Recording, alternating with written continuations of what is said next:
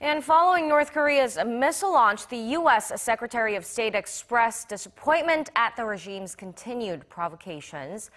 Rex Tillerson, though, added that it could be a sign that North Korea is beginning to feel the heat of mounting U.S. and international pressure. The UN Security Council is set to gather for an emergency meeting on the matter on Tuesday. Joonhee has the details. In an interview with Fox News on Sunday, Secretary of State Rex Tillerson said he was disturbed and disappointed by North Korea's latest ballistic missile test. He also vowed to dial up the pressure on the regime in an effort to convince Pyongyang that de-escalation was the only viable option in achieving peace and prosperity.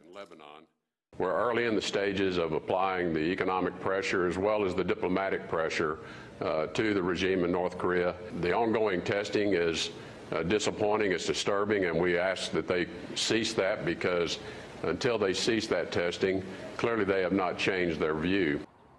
In his view of North Korea's latest provocations, Tillerson said he believed Pyongyang may be acting out in response to growing U.S. pressure on the regime, which it may be starting to feel. North Korea's latest missile test comes after the U.S. Navy moved a second aircraft carrier to waters off the Korean peninsula last week.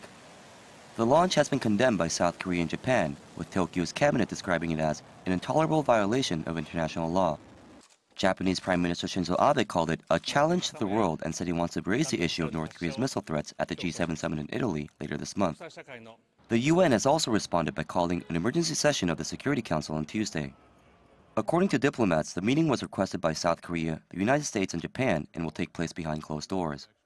The Security Council has already vowed to roll out tougher sanctions on Pyongyang following last week's missile launch by the regime. Joonhee, Arirang News.